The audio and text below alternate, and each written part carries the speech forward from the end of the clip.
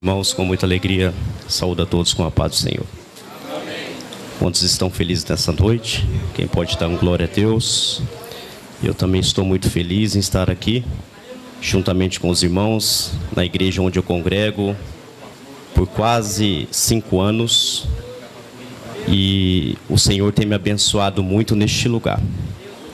Eu louvo a Deus pela vida, de forma direta ou indireta, de toda a igreja, os irmãos que estão na responsabilidade desse trabalho, diácono Daniel Almeida, que Deus continue abençoando, e os obreiros que estão à minha retaguarda, que Deus continue abençoando a todos, em nome de Jesus. Louvo a Deus pela vida do meu pastor Marcos Paim, que está aqui neste lugar nos ensinando, e que tem cuidado de mim e da minha família. Que Deus continue abençoando a vida do Senhor, meu pastor, e de todos da minha família. Sem perca de tempo, abra sua Bíblia, João, capítulo 3, verso de número 14, até o verso de número 16. João, capítulo 14, verso de número 14 até o 16. Amém? E como Moisés levantou a serpente no deserto, assim importa que o Filho do Homem seja levantado, para que todo aquele que nele crê não pereça, mas tenha vida eterna. Verso de número 16. Porque Deus amou o mundo de tal maneira que deu seu Filho unigênito, para que todo aquele que nele crê não pereça, mas tenha a vida eterna. E você dê glória a Deus nessa noite. Queridos e queridas que me ouvem nessa noite, Deus tem uma palavra para o teu coração. A Bíblia Sagrada, ao seu total, são 1186 capítulos. O seu versículo são 31.176. E ela tem duas repartições: o Antigo e o Novo Testamento. O Antigo Testamento tem suas 4 repartições, que a primeira repartição são o Pentateuco, os Pentateucos que Moisés escreveu, os 5 livros que Moisés escreveu. A segunda repartição fala dos livros históricos. E a terceira repartição fala dos livros proféticos. Aliás, a terceira repartição fala dos livros poéticos. E a quarta repartição dos livros proféticos. E nós vemos no Novo Testamento os 4 evangelhos, as 13 epístolas do apóstolo Paulo, a carta aos Hebreus, escritor anônimo, o livro de Judas, a segunda carta do apóstolo Pedro, e a terceira carta do apóstolo João, e o livro das revelações, o livro do Apocalipse. Meus irmãos que me ouvem nessa noite, se a Bíblia Sagrada tivesse só apenas o verso de número 16, seria o suficiente para salvar a humanidade inteira. Eu vou repetir: se a Bíblia Sagrada tivesse apenas o capítulo 3, verso de número 16, seria suficiente para salvar a humanidade inteira.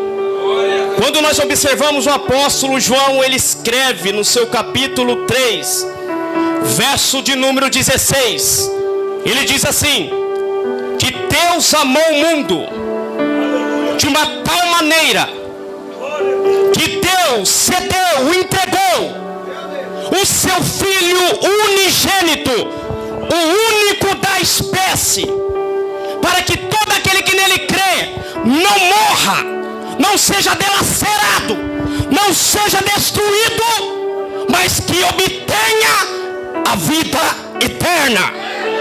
Eu vou repetir: ele entregou a sua maior prioridade, que é o seu Filho, para que todo aquele que nele crê não pereça, mas receba, obtenha vida eterna. Queridos ouvintes nessa noite, para nós entendermos esse texto aqui, é muito interessante que ele está entre o verso 14 e o verso 17. Mas só que esse texto ele é tão mal incompreensível que nós lemos e deixamos passar batido, que nós não damos muita atenção. Se nós formos olharmos no contexto, a Bíblia vem nos dizendo no capítulo 3, verso de número 1, que havia um homem chamado Nicodemos, príncipe dos judeus, e esse foi ter de noite com Jesus e disse-lhe: Rabi, bem sabemos que é mestre vindo de Deus, porque ninguém pode fazer esses sinais que tu fazes se Deus não for com ele. Ele estava querendo dizer: Rabi, bem sabemos, toda a comunidade sabe, todo o povo sabe que aqui o Senhor cura, que aqui o Senhor liberta, que aqui o Senhor resgata e que aqui o Senhor faz obras extraordinárias. Louvado seja Deus. E Nicodemos, ele tem uma atitude, uma coragem. Ele não é hipócrita como os outros fariseus. Quando ele chega de noite. E quando ele vai até Jesus, ele fala: bem sabemos que é mestre vindo de Deus. Só quem é vindo de Deus pode operar maravilhas. Só quem é vindo de Deus pode amar. Só quem é vindo de Deus pode compreender as pessoas. Louvado seja Deus. Quem era Nicodemos? Nicodemos, nas pirâmides sociais, ele estava abaixo do Herodes e de Pilatos. Nicodemos, ele era um doutor da lei, um homem que citava regras, um advogado da lei. Mas quando ele chega até Jesus, quem sabe Nicodemos, ele olha Jesus, ele vai me receber com ósculo santo. Jesus, ele vai abraçar. Jesus, ele vai arrumar uma cadeira do seu lado e vai falar para mim sentar à sua esquerda ou direita. Louvado seja Deus. Mas só que Jesus, Nicodemo, que é e que faz, ele vai até Jesus para saber quem Jesus é e o que Jesus faz. Louvado seja Deus.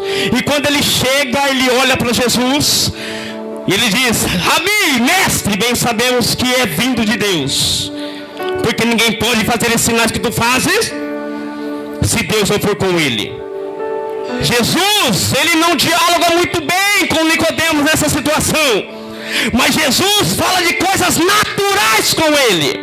Jesus estava falando para Nicodemos: necessário não é saber quem você é, necessário não é saber o que você faz, necessário é vos nascer de novo, é vos ser gerado de novo.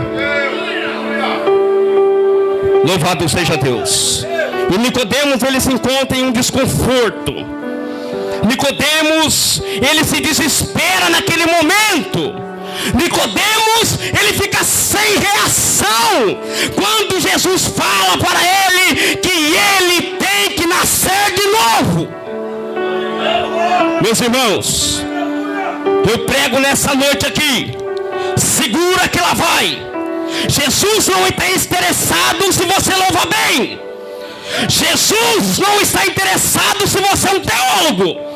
Jesus, ele não está interessado naquilo que você faz. Jesus, ele está interessado se você nasceu de novo. Aleluia. Louvado seja o nome do Senhor. É isso que Jesus está interessado. É nisso que Jesus, ele quer fazer na sua vida nessa noite. É necessário nascer de novo. Mas eu sou pastor, não interessa. É necessário nascer de novo. Ah, mas eu sou pregador, não interessa. É necessário nascer de novo. Ah, mas eu faço obras caridosas, Não interessa. O que interessa, tem que nascer de novo. Louvado seja Deus. A respeito do novo nascimento, Jesus está falando para Nicodemos: Nicodemos, você precisa ter experiência comigo. Você precisa ser levado pelo meu Espírito. Nicodemos, você precisa ser batizado, ser cheio da graça. Louvado seja Deus. É necessário nascer de novo. É necessário encontrar Jesus de novo. É necessário adorar novamente. É necessário glorificar novamente. Louvado seja Deus. Louvado seja o nome do Senhor. E Nicodemos, príncipe dos judeus. E Jesus, ele vai descorrendo, ele vai trazendo aquilo que estava na antiguidade para os dias atuais. Assim como Moisés levantou a serpente no deserto, assim importa que o Filho do Homem seja levantado, Nicodemos. Meus irmãos, eu quero pregar Cristo para você. Eu quero falar aqui rapidamente, já entrega esse microfone. Se isso não te convencer, nada mais te convence. Se esse grande amor de Deus que foi derramado no meu e no teu coração não te convencer, nada mais convence o apóstolo Paulo. Ele diz para os romanos, no capítulo 3, verso de número 23, ele diz assim: que todos vós pecaram e destituídos estão da glória de Deus. Ele diz também em Romanos capítulo 6, verso de número 23, que o salário do pecado é a morte, mas o dom gratuito de Deus é a vida. Ele diz também em Romanos 5:20, que aonde abundou o pecado, superabundou a graça de Deus. Aonde que o pecado desmanchou, a graça ela arrumou. Aonde que o pecado matava, a graça ela trouxe vida. Aonde que o pecado aprisionava, a graça libertava. Aonde que o pecado eles fazia sofrer, a graça ela traz alegria. Ela traz alegria, ela traz alegria, ela traz alegria na sua vida. E ele diz também aos Efésios capítulo 2, verso de número 8, 7 e 8, diz: pela graça sois salvos, e isso não vem de vós, mas é dom de Deus. O dom de Deus ele foi manifestado naquele grande dia, na última Santa Ceia. Jesus ele ceia com os seus discípulos, e após ceiar aos seus discípulos, ele desce rumo ao Getsemane. E quando ele vai para o Getsemane, ali ele chama a igreja para orar. Aí ele chama aqueles homens para orar. E quando ele ora, alguns aí dizem de forma errada que Jesus ele estava chorando, sofrendo por aquilo que ele iria passar na cruz. Não, Senhor, e não, Senhora. Ele já sabia antes mesmo da fundação do mundo que o Cordeiro Pascal, o Cordeiro Real, o Cordeiro Vivo iria ser entregue na mão dos pecadores, para que muitos recebessem a salvação através dele. E quando ele vai orar, ele ora: Pai, se possível, afaste de mim esse cálice, mas que porventura seja feita a tua vontade. Ele estava querendo dizer: Pai, eu suporto as afrontas, eu suporto a desistência do ser humano, eu suporto ser chibateado, eu suporto sofrer naquela cruz, mas eu não suporto, Pai, que você vire as costas para mim. Não vire as costas para mim, mas que seja feita a sua vontade. Todo pecado pecado, todo castigo, todas as injúrias foi depositado na conta de Cristo, e na minha conta e na sua conta foi depositado graça.